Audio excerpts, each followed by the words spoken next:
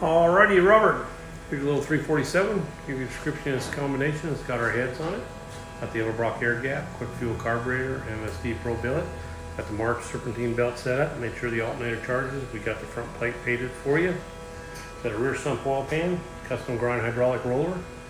Show you how it ran.